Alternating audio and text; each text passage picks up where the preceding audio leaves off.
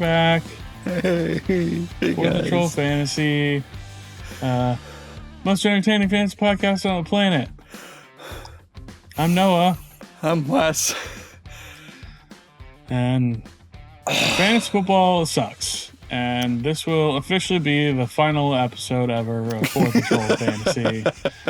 And thanks for coming around while you were here. Hope you had fun. And we're quitting. We're just giving up. Yep. Never playing again. Just everything's shitty and everything sucks. And this is shit. Yeah. 2024 is the worst. This is worse than COVID. Yeah. Okay. Well, I mean, let's not. We gotta draw a line somewhere, guys. Listen. Okay. We're back with another episode. Thank you guys for hanging through a bit of a break there. Some fun stuff going on in Florida. Just to report back, all good. Went through some fun stuff, and we're back back here ready to record. So it's going to be a good time. We got Fluke for real, waiver wire, victory lap. Somehow that's still a thing after this week. And a little bit of the Thursday night football preview. Going to be a fun time. We'll make sure you stick around for that one at the end here. Going to be a good one. So before you do all that, follow socials. Everything is linked down below. We're giving away a signed James Cook jersey on our Patreon. He's healthy. And yeah, sort of. I guess. I don't really know. He had a toe thing. Ray Davis? Yeah. Ray Davis? Mm-hmm. Anyways. Subscribe, ring the bell. We have merch. fourthcontrolstore.com. And beyond that, Wes, just I guess news, but I mean there's so much wrong. I mean, everyone's dying. And it literally last night came down to some more injuries because we didn't have enough going into week 8. So for those that did not watch or did not hear somehow, don't forget, Mike Evans' hamstring finally gave out. He had a couple of questionable tags, played through some of the games, and then it finally just happened. And as of recording right now, we don't know what the severity is. Could be week to week, could be IR. It looked really bad, but it's very likely he's not going to be playing next week. I'm sure maybe by the time you're hearing this, you'll find the official word. And then his teammate, Chris Godwin, 43 seconds left. Let's try to make it a 10-point loss to just maybe a 3-point loss. And Chris Godwin's ankle went sideways. And officially, it is a dislocated ankle. It looked worse, but quick Google search that I did can tell you that it's about a 6-week absence at minimum. So he's going to be out for a very long time. Maybe you know how long it is officially, but he's definitely going on IR. That was awful. And hold on, did you hear? Jameson Williams is suspended again. Suspended for 2 games for the use of performance-enhancing substances. Hell yeah, dude. Thank God to use those to really help me win my week this week. I know. It really showed in that 0.6 performance. Good Lord. Okay, actually, hey, here's some good news. Some good news, depending on your perspective on this. Tua is back. Tua is back from IR. He's practicing. He's in line to start this week against the Arizona Cardinals. He's pissed, by the way, just in case anyone missed that. He's not happy to watch his press conference. As Dolphins fans, we're like, please save our season. Anyway, you know whose season is also done? A couple people. First of all, Deshaun Watson, officially done for the year, an Achilles injury.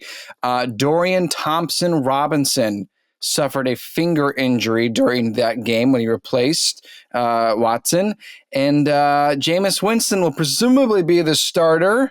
Maybe. Probably. I don't know why there's nothing official as of now, but I would assume Winston takes over. He came into the game as the backup. Emergency. So I guess it just depends on what they're there's a third string. So I guess it just depends on what they're going to do. I don't know. They don't want to eat W's apparently. So Brandon Ayuk. Who can hand the ball to Nick Chubb 40 times? That's I can get paid that much money to do that. Brandon Ayuk suffered a season-ending ACL tear. Awesome. Wow. Don't walk away just yet because Deebo Samuel has pneumonia. He was hospitalized with fluid in his lungs. I hope he's okay. I hope they're all okay. DK Metcalf suffered a grade 1 MCL sprain. He's week to week. Jaden Daniels suffered a rib injury. No fractures. Questionable for this week. Marcus Mariota could get the start. Aiden O'Connell is going to be out 4 to 6 weeks with a broken thumb. Gardner Minshew would probably take the job back, but they did get Desmond Ridder. And Juju Smith-Schuster has a hamstring injury. He's already out. He's already been ruled out for next week. That's it. I've never had fun. I can't name a single time I've smiled since the football season started. I'm so awesome. Mad. This is the worst. This is the worst. I'm so mad, dude. I have people telling me, like, this is weird, right? And it's like, yeah, this is strange. This is awful. People who don't watch football come to me. They're like, hey, I don't watch football. How are things going? I hear it's really weird. I hear no one's good and everyone's hurt. Yep, that sums it up. Yep. Anyway, we got some things right. I guess. I don't know. No, listen, I will victory lap this one because I'm actually really excited about this one. And yeah, you are. I put it into action. Helped me get a win this week. Truthfully, helped me get a win this week because if I did not have Drake May in my lineup, I would not have won. I won by 2 points, and I originally was going to start Brock Purdy, who he in the league format that we're in, Drake May outscored Brock Purdy by like 4 points. So I'm pretty excited about that one. But Drake May called it out here, said, "Hey, he's going to be a stud this week. 25 fantasy points was the QB6. Awesome stuff." From the rookie. I don't want to make any huge claims yet, so do with this information what you will. But there's only 2 players in NFL history with over 500 receiving yards and 5 passing touchdowns in each of their first, not in each, but in their first 2 starts in the NFL. Is Drake May and Dan Marino. So, I mean, you never know.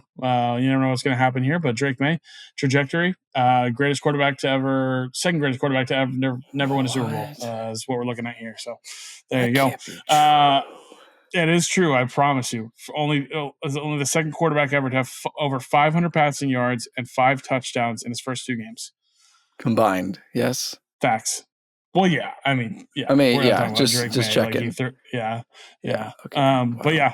So that was fun. And then, I mean, it wasn't if you've been paying attention, you hopefully were on the train with this as well. But Michael Pittman Jr. was my dud. He scored like 9 fantasy points, which, to be honest, is great for the Colts offense in the Colts passing game, but not somebody you were happy to have in your lineup there. So definitely not excited there. And that's it. Everything else is sad for me. So Wes, take it away. Same. I only got 3. I've got 3, but yeah, after this week, that's huge. That is amazing. So in the offseason, we were talking about some of the players that were going to come off of injuries. We're going to be buying back on some of these players. One of them was Deshaun Watson. I remember the conversation was he could finish top 10. He could also be like out of the top 30. You never know. And I said, I believe there is a quarterback in Cleveland that's going to finish top 15, but it's not Deshaun Watson. It's going to be Jameis Winston because of his injuries and because Watson sucks. And so now here we are. And I've got to take some victory laps here. You're diabolical for victory lapping this one, by the way. Absolutely diabolical. The body is still warm, Wesley. Oh my God. It is so I'm not rooting for injuries. I don't want people to get hurt. Okay. Oh my I don't wish people to be done with football. But okay, we're also just one. Anyone where I read comments where it was like officially Achilles was ruptured. People kept commenting, couldn't have happened to a better guy. Yeah, it was really disappointing, dude. One more thing about this. We're one step closer to my dream Super Bowl this year. Jameis Winston on the Browns versus Baker Mayfield on the Bucks. That's my dream. Okay, 2 more. Yeah. I said my studs. My stud running backs. I said Tank Bigsby and a bonus was Najee Harris. Both dominated. Very excited to see them do well. Very excited to see Tank Bigsby come back to the guy that we all thought he was going to be, especially with Etienne gone. That's it. And now on to our waiver wires because we need to replace a lot of people. Good Lord. Yeah. Yeah, a lot of guys to replace here this week. A lot of injuries came in and a lot of things to talk about here. So a handful of players here. Gonna go kind of broad strokes here at the beginning. Obviously, Brandon Ayuk out for the season.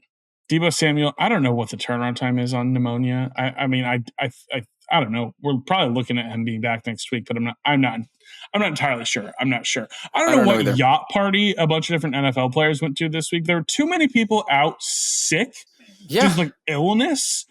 Crazy. It pissed me off. Okay, I don't know whose fruit punch got spiked, but screw you guys. Okay, And it traveled to London. It traveled to London. I'm pissed off. Okay, it's annoying.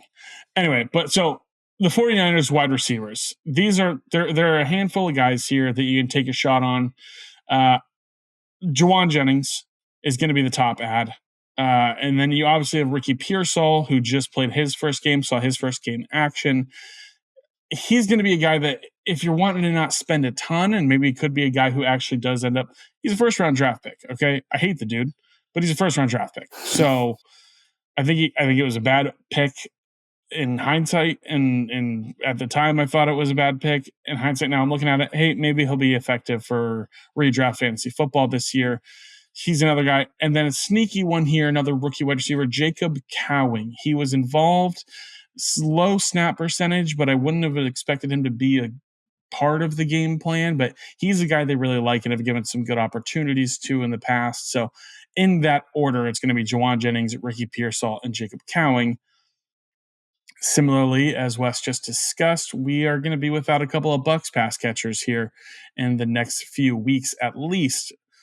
Don't have any word, like we said, on Mike Evans, but we're looking at I would make the assumption he's at least out next week.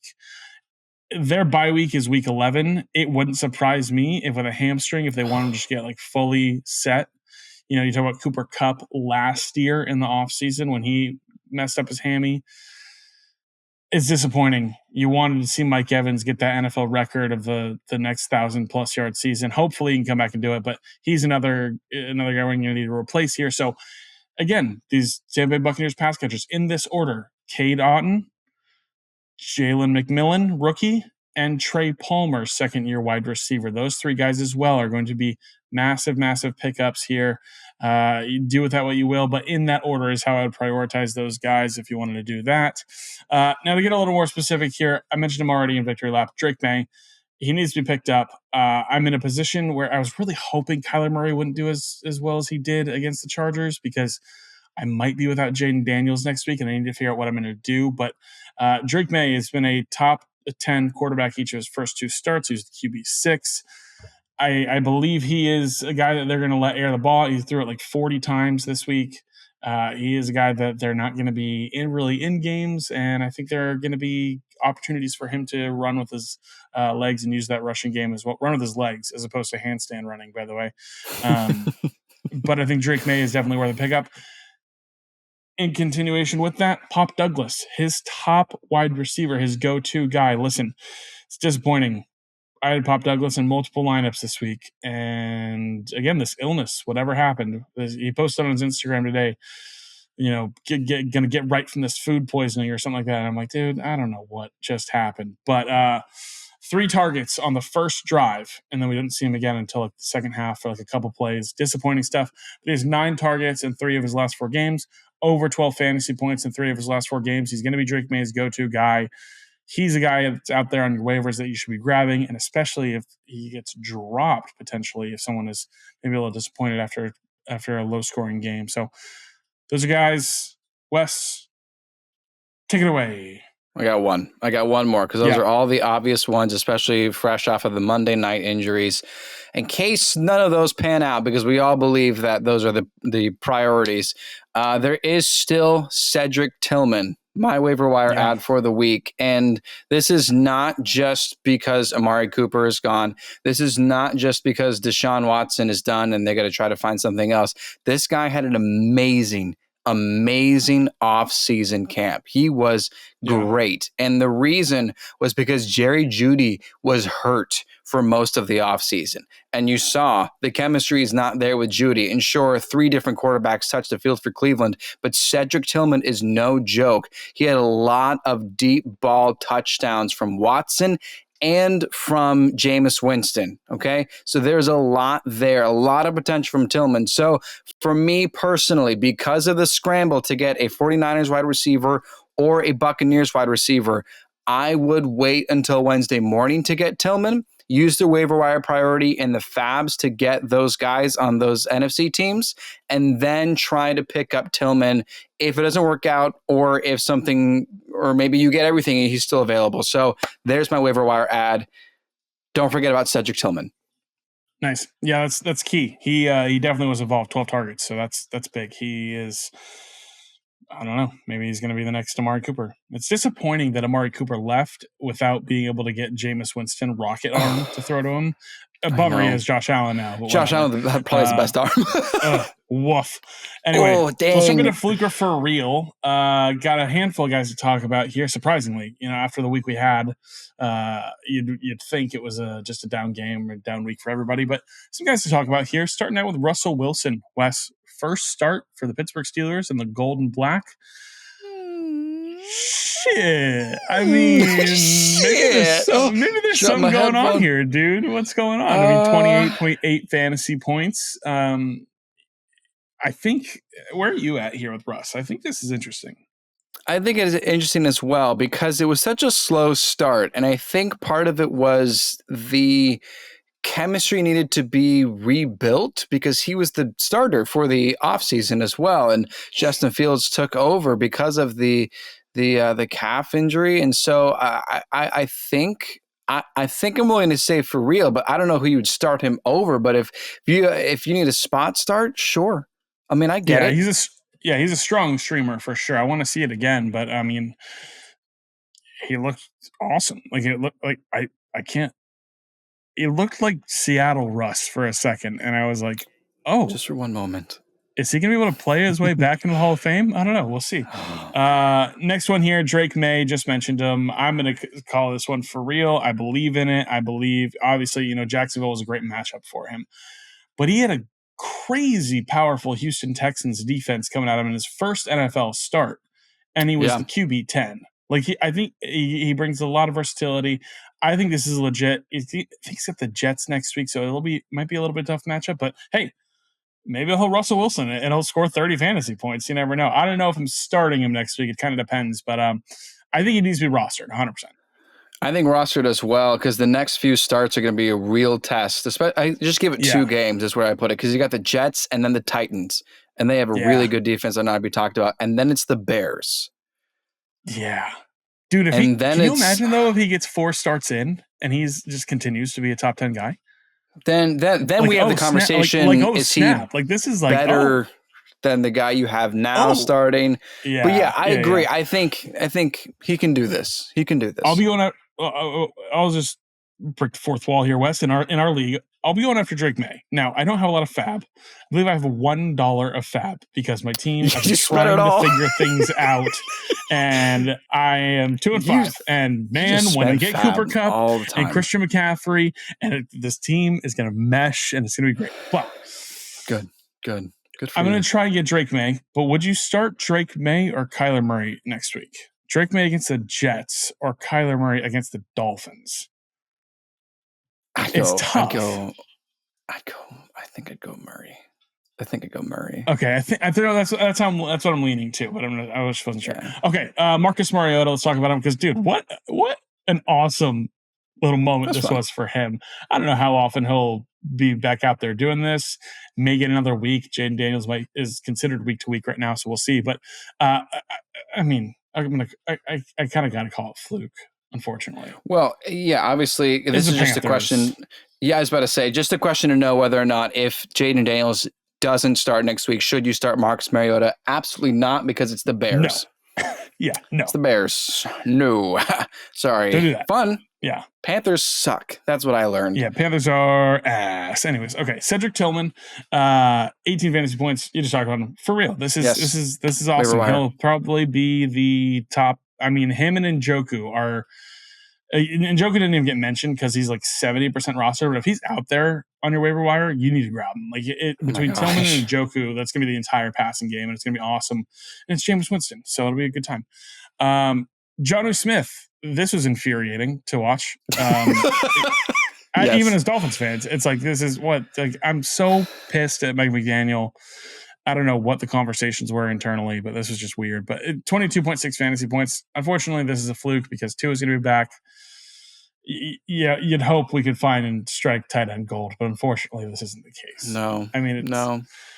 But good for him, man. I mean, it's exciting. It's cool, nice but it's also like, got the ball to Tyreek Hill, man. I mean, it's just ridiculous.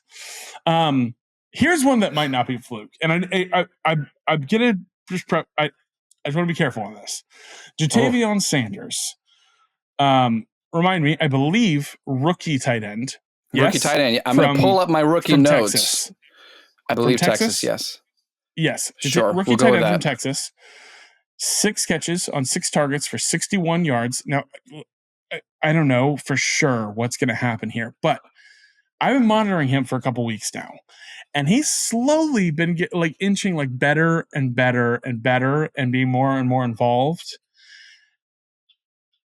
For a rookie tight end to be getting more consistently better and better and improving upon himself every single week, it's worth monitoring. And I can't say for real on 12.1 because that's like a tight end 1 this year. So I can't say that. Yeah. But keep your eye on Jatavion Sanders. That's all. I'm going to say fluke until, but if we keep seeing this, he's a legitimate, deeper leagues, 12, 14 man leagues. If you're in a tough spot at tight end, I don't hate picking him up. He is being very involved. What do your rookie notes say, Wes? I'm having a difficult time finding them, but I will say that he was involved in the camp during this season, that, he was part of the offensive rapport. And just to kind of small commentary by the Panthers, I don't know, they might turn back to Bryce Young. It was fun to see Andy Dalton have a nice 2-game stretch, blowing out the Raiders and then having to shoot out with the Bengals. But it's gone. It's disappeared. There's also rumors about Deontay Johnson going somewhere. People might try to trade for him. What? I don't understand why. What are you going to get in return for Deontay? So maybe this is a very speculative ad, but he's a big-bodied guy. I wish I could find my rookie notes. I don't know where they are right now, but I get it. He was a 4th round pick. One of the first picks, I think, of the 4th round. So I remember everyone really liked him. I guess Daniel Jeremiah gave an Isaiah Likely comp, which I guess I kind of see. I'm not entirely sure, but anyway, just monitor him. Keep your ear out. Hey, George Pickens, league loser. A league loser, and I walked back my take. I don't remember. Did we get this out? I don't remember if No, this was on our weekly rankings. That's where it was. So make sure you're in our Discord. Yeah. 2 weeks ago, I was like, "Hey, George Pickens, the production hasn't been there, but the underlying metrics, the air yards and the Pat Surtain has made everyone look foolish all year." When the Broncos and the Steelers played each other, George Pickens had 2 plays where he sunned Patrick Surtain and they got called back on penalties. And I was like, okay, wait, hang on. I'm going to need to walk this back for a second. So 22 fantasy points for George Pickens. 5 catches on 9 targets for 111 yards and a touchdown. On Sauce Gardner, show it to me again. All right? Show it to me again. Sure. And show it to me maybe one more time after that. And then we'll talk. But I like the opportunity. I mean, 9 targets is great. I mean, I like and he looked better with Russ. Obviously, best game of the season with Russell Wilson. So show it to me again. We'll see. But Keon Coleman, hey, 16.5 fantasy points, 4 catches on 7 targets. Did he have 125 yards? He had one really big catch. That's kind of the point that I want to make. Didn't he catch a touchdown? I thought did he not have a touchdown? I don't believe so. That was how that came, but I'll check you talk and I'll okay. So yeah, check. you confirm. I don't recall him. No touchdown. Just a lot of yards. A lot of yards for this guy. Okay. So Keon, that's always great. Also, just to see high double digits. That called back to it was close and he didn't get the other foot down. That's what it was. Oh, that's right. Okay. Yes, he bobbled it and then his foot went out of bounds and he couldn't quite secure the catch. But I think this is the benefactor of Amari Cooper. Amari Coopy. I think so. I think this is. I think so too. I think this is starting to be a real thing now. I think this could be for real, and it's impressive, especially against the Titans because they have a really good pass defense. I know it's Josh Allen losing but for a long time. Yeah, the Bills. The Bills were down in the game. Again, it's going to be interesting because I feel like we see two different versions of the Bills' offense any given night. It could be this incredible run game. It could be what we just saw. It was Josh Allen was slinging it and he did great. And this past game was doing awesome. But yeah, I think when Keon Coleman gets to be the number 2, he is interesting, which we said from the beginning. I said back at the draft, I said, I believe this is more of a Gabe Davis replacement than a Stephon Diggs replacement. And with Amari Cooper coming in to take that in a wide receiver 1 role, which by the way, dude, he ran like 12 routes. And he had 16 fantasy points. Like 12 routes in his first game with 16 fantasy points was awesome. Did you see that he didn't know what the play was that he scored a touchdown on? And he looked over to Keon Coleman to confirm or whatever. And then they asked Keon about it in the post game, and they asked him, they're like, "Did you help him on that play?" And he was like, "Nah, he knew the play. He just needed to confirm it." And I was like, Keon Coleman's awesome, man. So that's cool to see. He's a funny guy. Mark Andrews. Fluke. I mean, I'd love for it to be for real, but it's 2 games in a row. Fluky. It is. I like what I'm seeing, and to be honest, okay. Listen. The 2 goose eggs were terrible, obviously, but it's been better beyond just those 2. It's 2 games in a row, finding the end zone. 2 games in a row, being pretty solid. You sell high? I just need to. If you can, yeah. Or it's weird because you say sell high, or it could be a buy low from someone who just wants to sell him for nothing. Who just wants to okay, maybe I can get anything out of Mark Andrews right now.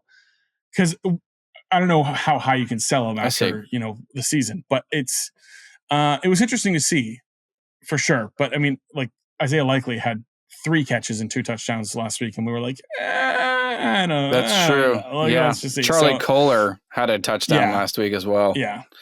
So we'll see. I'm not entirely sure, but we'll take a look at it. And we'll see what we got here. And then Rachaad White, 29.1 fantasy points.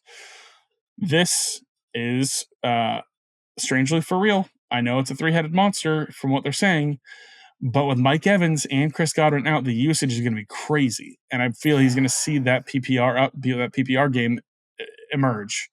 Yeah. So if you held on for so long, congratulations. He's probably going to be more 29 might be extreme, might be the ceiling, the tippy top, but he is going to get back into the mid-teens. I feel pretty confidently through the PPR game. And there was concern because when Todd Bowles said they're going to run with a hot hand, we all thought, oh, that's Bucky Irving. Or Rachaad White's fans have been in the deep freeze, so there's no way that's him. Yeah. Or it's Tucker. It's one of those two because they both have really good games. And then Rachaad White comes out Monday night and was like, I got this. 2 receiving touchdowns. That's why we put him in our top 10 because of this PPR upside. So hopefully he can continue this. I think so. It was also a fairly late start. It was about this same time last year on a primetime game. I think it was the Buccaneers versus the Bills. We looked at each other and we said, would you take Rachaad White over this guy or this guy? It was around the same time. So let's call this. I think it's for real. Yeah, I think it's for real. For sure. Let's jump into the bad side of things here. A couple guys to talk about here. Demario Douglas with 3.4 points. Unfortunately, this is a fluke. well, fortunately and unfortunately, this is a fluke. Unfortunately that we're talking about this, but fortunately it's a fluke because dude, again, just who spiked the punch? Just so Somebody got the frustrating. I whole was NFL so sick. ready for Demario Douglas to have such a great game, and I'm watching this London game early morning, and it's first drive, and it's like boom, boom, boom, and I was like, dude, he is the guy. I was like, two catches in, I was like, listen, I do this in private, okay, but I was just like, I was so right. I'm so happy. I was so right about this, and then I'm watching we're like a few drives in, and I'm like, why the hell isn't he getting the ball? And I was like, he's not in the game. I was like, why is he not out there? And it's frustrating for sure. But yeah, no, hold on to him. And if he gets dropped, he's definitely, I think, worth a pickup. So as I mentioned before. So anyway, yes. Travis Kelce, 5.7 points.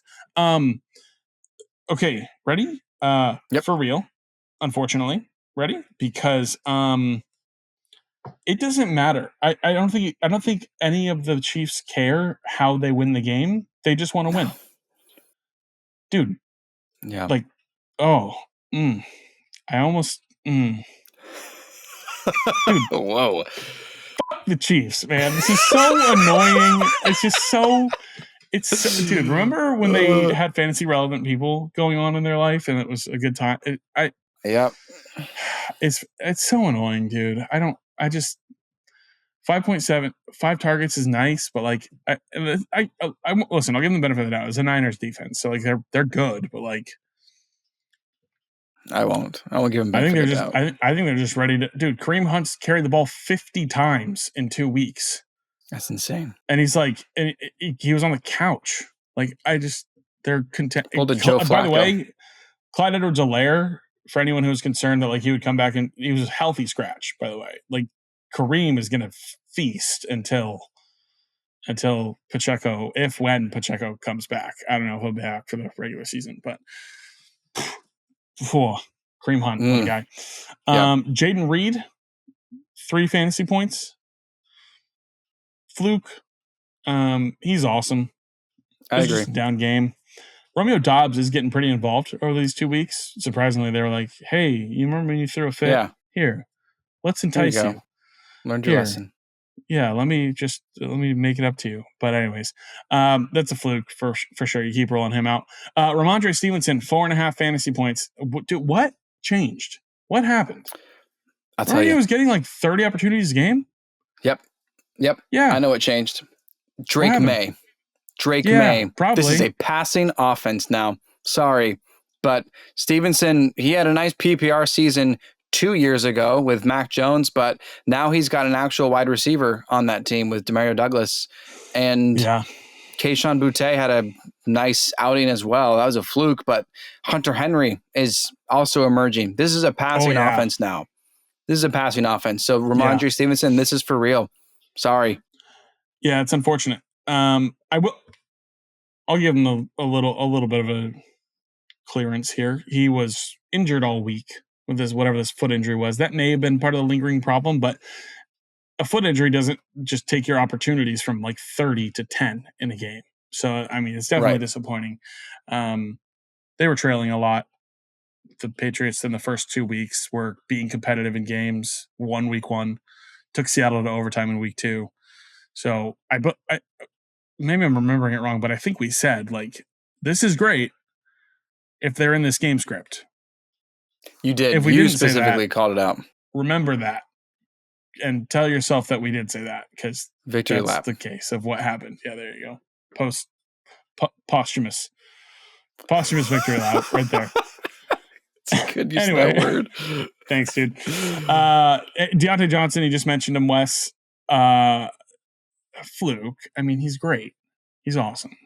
He's great, this game was but terrible. Also this game was sucked.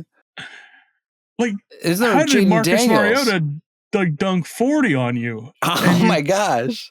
That Who are they playing next? I think so. Here's my thing. I think the Commanders' defense is better than we think. I think that's true. But true. only against bad offenses. When it's a bad offense, I think they're going to just to shut them down. Because remember when we got really worried with Kyler, and it was like, dude, smash play against the Commanders, and Kyler sucked. Oh yeah. But then, but like Lamar and like Baker and all them, they did great against him. But like, hey, Andy Dalton, Joe Burrow. a little worse than Joe Burrow Kyler. did Joe well, Burrow. too. Yeah. Don't start But I Deontay don't know. Johnson next week against Patrick Surtain. Yeah, don't do that. Or that Denver defense. But then the next week is the Saints. So Yeah, hopefully there's your bounce back. Give it 2 weeks. But sure. hopefully. I love the guy. I put him in my top 10. Yeah, he's awesome. We'll see. Yeah, he's great. He's a good guy. Like I know him. Good guy, man. Solid Good guy. Yeah. Anyway, hey, Devontae Adams. Oh boy, new team. Oh, new quarterback. He's about to fly off the field for 6 fantasy points. I said when the trade happened, I was talking to my family about it, and I said, I can be a hater sometimes. And I'll tell you right now, I'm just going to be an absolute hater. I don't think I'm rooting for anything to work less than I am for this connection to happen. And I'm like a Devontae Adams owner in leagues. I would love for him to get back to like that top 12, top 15 guy. Dude, the first pass of the game going to him being a target and he drops it, I cackled. It was incredible. Jets fans are so stupid, man. And they're like, this is going to fix everything. This is going to fix everything now. This is just what we needed. Yeah. A top 15 wide receiver of all time to reunite with his quarterback. That's just the one thing we needed. Hey, by the way, just pre-breaking news for a week from now, Aaron Rodgers is somehow going to get Justin Jefferson and Jamar Chase and Tyreek Hill traded to the team too. And it's just Aaron and friends over on the Jets now. So whatever. I mean, likely this is a fluke, but I mean, and the Steelers defense is good, but 9 targets is great in his first game out there. So, I mean, Aaron's going to force feed him, and it's going to be like Najee Harris rookie year with Ben Roethlisberger. It's just going to be Aaron's going to be on his cardiac medicine and just whatever. I don't know. Could be Gary Wilson still. You never know. It could be. That's possible. Let's all say it together. It's actually Breece Hall. Thank God. Oh my goodness. Yes. Dude. Yes, happy days for him. Last one here, Marvin Harrison Jr. The experience sucks. It does. I don't know what more to say. I would borderline say they're wasting his talent, but it's just like, how do you not have a scheme that gets him like 10 opportunities in a game? Dude, Dan Orlovsky was screaming. He was screaming at the Cardinals, like draw up a play to get him involved. They started showing plays where he's not even like trying to block anymore because he's so frustrated that he's not even part of the offense. James Conner owners are doing circles right now. They're like, dude, this guy is awesome. People that decided to keep Kyler Murray because they're like, well, he's got the rushing upside. Well, there you had it, 44-yard rushing touchdown. But Marvin Harrison, man, I mean, there's the concussion. So I was planning to keep Marvin on my bench in one league, and then I saw he was cleared, and I said, did they get cleared by like Saturday? And it was like, oh, yeah, but we're good. I said no. You kept I don't. I kept him out, and good call. Thanks. I mean, I still lost because I had Jaden Daniels. Because it's fantasy football this week. So it's fantasy football. So everyone lost. But I had this idea, and this is what I said about Garrett Wilson, which worked out in the end. But I said, like, I've already benched him once, and it was the right call, and so now I don't know if I know when to start him again. So I hope it's a fluke. It's tough. It might be one of those situations where it's like their best game happens on it, and it's tough because we talked about it once before already, but it was like, it's tough that it was the worst thing we could ever imagine week 1. And then like week 2 is probably going to end up this season being his best game of the year. And so it was like, we had this expectation of, oh my gosh, he's this incredible. He's exactly what we thought he was. He's this 30-point wide receiver. He's incredible. Yeah. When in reality, it's like the past, handful of weeks, he was kind of middling by of like this like 12 to 17-point wide receiver, which was like, hey, for a rookie wide receiver, there you go. That's not bad. Like you're feeling okay about that, except for we drafted him as the highest drafted rookie wide receiver ever in fantasy football. Yeah. That's how that happened. And the ADP was too high always. And the only reason we own any of him, Wes, and or at least together, was in the Creators League that we're in. He fell to the third round. And we were like, well, at this point, it feels like this is the point. Like this is where it feels good to draft him. And then that's how that happened. So anyhow. Fluke for real. There you go. That's it. That's it for Fluke for real. We're gonna give you a little Thursday Night Football preview before we wrap up here, and then we will be on our way. Where I was gonna say where the game. Do you know? Is this game in LA or is this game in Minnesota? Do you know? Ooh, uno momento. Either way, it's my memento, dude. So that'll be fun. That'll be a good time. My memento, please. Once my mom enters. It is in LA. Okay, cool. So here in town Vikings for me. At Rams. Good stuff. Should be a fun one. Hopefully going to get Cooper Kupp back. That's what we're fingers crossed for, but we'll see. And going to be a fun time. Make sure you are listening here because we're going to give you some good insight. Must starts, risky starts, and don't starts. Must starts, guys, you got to have in that lineup. Okay, I'm going to take the layup here because I think some people may be questioning it, and we've gotten questions about it too, actually. If Cooper Kupp is healthy, get him. You have to put him in your lineup. Sorry, it's a layup. I'm taking it. But you can't worry about the re-injury.